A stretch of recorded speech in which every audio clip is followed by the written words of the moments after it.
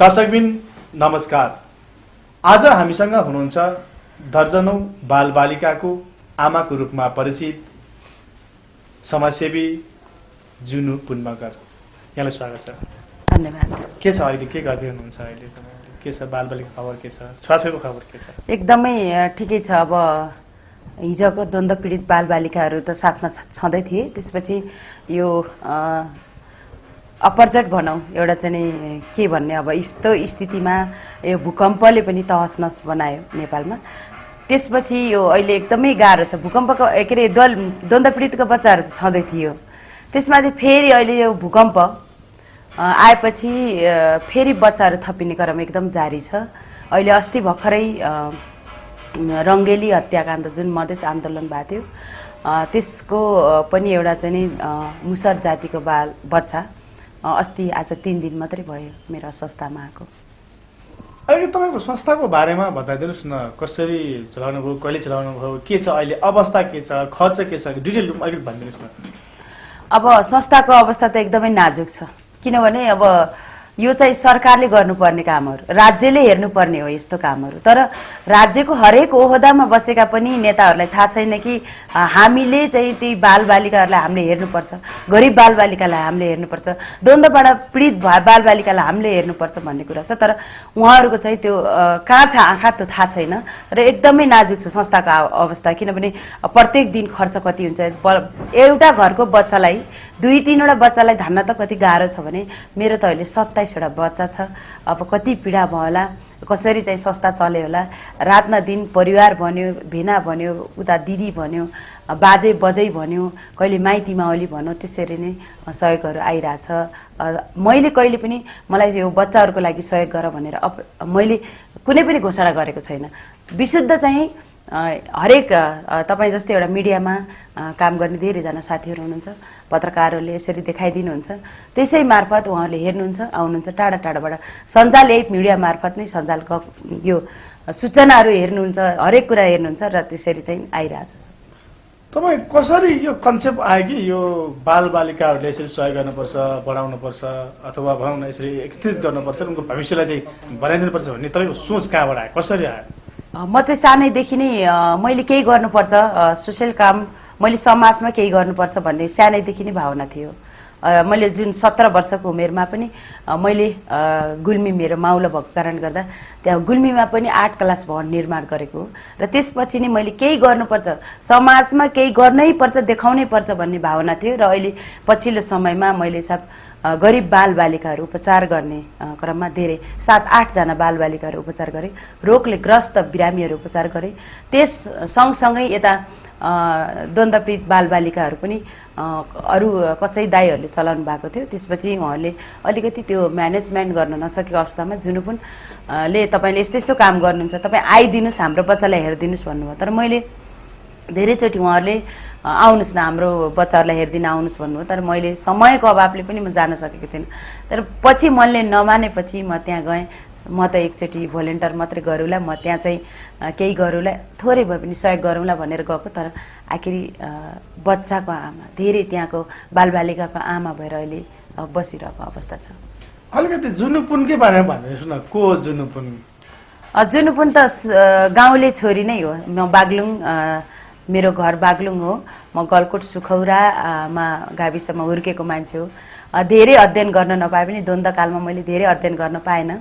त्यति चाहिँ नि मैले धेरै एजुकेट लेभलको चाहिँ मेरो सर्टिफिकेट छैन, तर बालबालिकाको लागि एउटा चाहिँ आमाको भूमिका त्यही नै मेरो सर्टिफिकेट हो।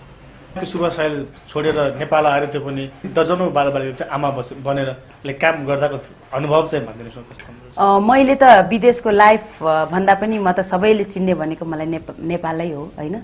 मैले हरेक क्षेत्रमा चाहिँ जति काम गर्छु नि, मलाई विदेशको लाइफ भन्दा नेपालकै लाइफ राम्रो छ। विदेशमा कसले देख्छ कसले चिन्छ थाहा हुँदैन, तर नेपालमा आएपछि हरेक मान्छेले देख्दो रहेछ, चिन्दो रहेछ हैन। एउटा चाहिँ म बालबालिकाको आमा हो भने एउटा कलाकार पनि हो।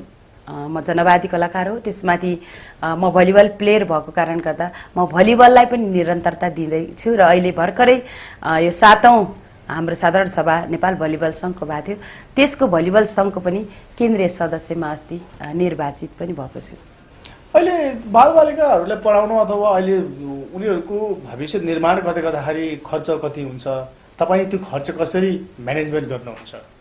खर्च त मैले भनिहालेँ। अब सङ्गी साथीहरू आउनुहुन्छ, कसले के अपुग्छ, जुन तिम्रो घरमा बालबालिकालाई के अपुग्छ, चामल अपुग्छ कि दाल अपुग्छ कि तेल अपुग्छ कि चिनी अपुग्छ कि, त्यहाँ दिनकै साथीहरूको चाहिँ फोन गर्नुहुन्छ, के छ, के ल्याइदिएर आऊँ, आवश्यकता के छ, कापी आवश्यकता छ कि कलम आवश्यकता छ कि भनेर यसरी सोध्नुहुन्छ। अहिले भर्खरै मेरो 26 जना बच्चा, अहिले पछि मात्रै 1 जना आएको भएर 27 जना भएको, 26 जनाको बच्चाको मैले 2 हप्ता अगाडि किताब किन्दा 48,600 को बिल आयो। म एकछिनै भनौँ न कस्तो अवस्था भयो कि अब यति धेरै किताबको बिल आउँछ भन्ने म सोचेको पनि थिएन।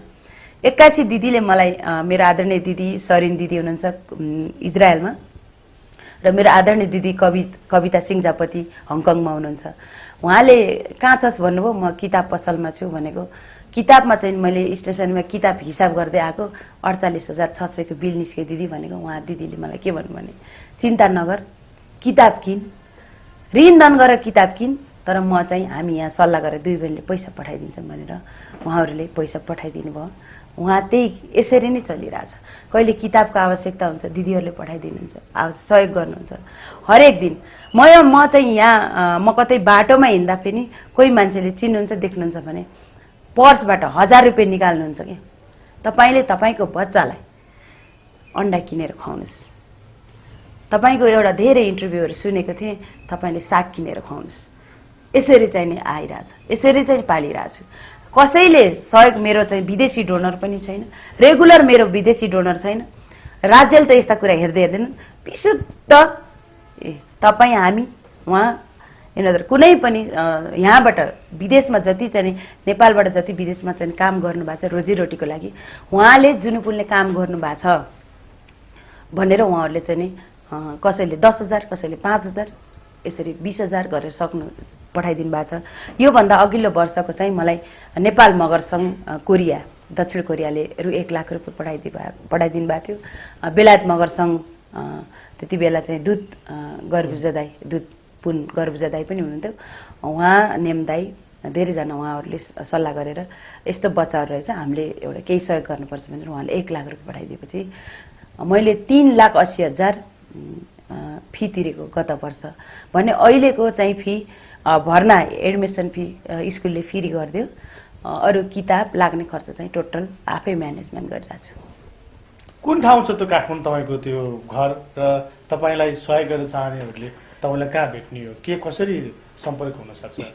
मेरो चाहिँ टोटल सोसल मिडिया, मेरो चाहिँ फेसबुक सञ्जालबाटै उहाँहरूले सम्पर्क गर्नुहुन्छ भने अहिले राखेको एकीकृत सृजनशील समाज नेपाल नयाँ बस पार्कदेखि अलि माथि लोकतान्त्रिक चोक छ मनमैचुमा, त्यहाँ चाहिँ नि आएर भेट्न सक्नुहुन्छ उहाँहरूले। मेरो हरेक यही फेसबुक सञ्जालबाटै उहाँहरूले चाहिँ तपाईँ कहाँ हुनुहुन्छ, हामी यसरी भेट्न आउँदैछौँ, तपाईँको फोन नम्बर हामीसँग छ, हामीले चाहिँ तपाईँलाई यति पैसा पठाइदिएछौँ भन्नुहुन्छ, र मेरो कहिलेकाहीँ मेरो खातामा पनि उहाँहरूले पैसा पठाइदिनुहुन्छ। त्यसरी चलिरहेछ। अब तपाईँ ती बालबालिकाको भविष्यको बारेमा के सोच्नु भएको छ कि अब कहिलेसम्म यसरी तपाईँ चाहिँ अब संरक्षण गर्न सक्नुहुन्छ, अथवा के छ भविष्यपट्टि तपाईँको चाहिँ भावी प्लान चाहिँ के छ? भावी प्लान त मैले जति मैले अहिले त उनी बच्चाहरू सानो छ होइन, उनीहरू 10 क्लास पास गरिसकेपछि उनीहरू चाहिँ नि पढ्ने अलिकति कलेज लेभलमा पुगिसकेपछि उनीहरूको भिजन आफआफ्नै छ। भन्छ नि म चाहिँ खेलाडी बन्छु, म कलाकार बन्छु, म चाहिँ एउटा हरेक एउटा म आमा जस्तै यस्तै बालबालिकाहरू सञ्चालन गरेर बस्छु भन्ने एउटा चाहिँ भिजन छ उनीहरूलाई। त्यो भिजन उनीहरूले चाहिँ नि एउटा चाहिँ जुन चाहिँ भिजन उनीहरूले लिएर आएको छ त्यो भिजनलाई चाहिँ नि मैले एकदम जसरी हुन्छ म मरेर हुन्छ म चाहिँ कसरी चाहिँ हुन्छ उनीहरूलाई चाहिँ एउटा ठाउँमा एउटा क्यापेबल बनाएर यो एकीकृत सृजनशील समाजका बालबालिका हुन्, जुनुपुलले चाहिँ जसरी चाहिँ पालेछ त्यसरी चाहिँ उनीहरूले एउटा चाहिँ नाम राखुन् भन्न चाहन्छु। मैले यसरी अगाडि बढाउन चाहन्छु बच्चाहरूलाई। तर पछिल्लो क्रममा यसरी बालबालिकालाई संरक्षण गर्ने नाउँमा विभिन्न विकृति विसङ्गतिहरू पनि आएका छन् भन्ने जुन कुराको छ, र भित्री इन्ट्रेस्टहरू चाहिँ त्यसमा हुन सक्छन्। हजुर, हिडन मतलब भित्री चाहिँ अब त्यहाँनिर चाहिँ उद्देश्य हुन सक्छन् भन्ने कुरा छन्, अलिकति भनिदिनुहोस् न के छ? मान्छेले भन्ने गर्छन् नि तपाईँले यो कतिपय ठाउँमा मलाई भन्ने पनि गर्छन् जुनुपुन धनी हुने भयो यो गरिब बालबालिकाहरू राखेर भन्छन्। सो त मलाई चाहिँ नि म 100% धनी छु। किन धनी छु भन्दा त म 27 जनाको आमा हो नि। म त्यहाँबाट गर्व गर्छु कि म 27 जनाको आमा बन्नु नै म धनी त्यो व्यक्ति हो। र यदि कसैले पनि चाहनुहुन्छ भने तपाईहरुले नि गरेर देखाउनुस् भन्छु। जुनुपुनले जस्तै हरेक दिन बालबालिका यता रोगले ग्रस्त बालबालिका छन् भने अर्कोतिर अनाथ बालबालिका छन्, तिनीहरूको लागि दिन र रात खटेर काम गर जुनुले जस्तो। तर जुनुले गरेको काममा खुट्टा तान्ने काम चाहिँ नगर, मैले हरेक मान्छेलाई भन्ने गरेको छु। त्यसैले कारणले गर्दाखेरि म विशुद्ध हरेक मान्छेलाई भन्ने गर्छु, पहिला जुनुपुनका संस्थामा बस्ने बालबालिकालाई सहयोग गर्न भन्दा पनि स्वयं आफ्नो भौतिक शरीर चाहिँ उपस्थित हुनुस् र यथार्थ कुरा त्यहाँको बालबालिकासँग बुझ्नुस् अनि जुनुपुनलाई बुझ्नुस् भन्ने चाहन्छु। आम दर्शकलाई यहाँको आग्रह, यहाँको आह्वान, यहाँको निवेदन चाहिँ के रहन्छ? मैले सबै जतिजनाले यो क्लिपहरू हेर्नुहुन्छ एकदम तपाईहरुको लागि एउटा हार्दिक अपिल गर्दछु। के गर्छु भने जुनुपुन एउटा असहाय गरिब बालबालिकाको आमा हो र एकचोटि तपाईहरुको चाहिँ नि सहयोग भन्दा पनि तपाईहरुको भौतिक शरीर मेरो संस्थामा आइदिनु हुन अनुरोध गर्दछु। समय दिनुभयो त्यसलाई धेरै धेरै धन्यवाद छ। धन्यवाद।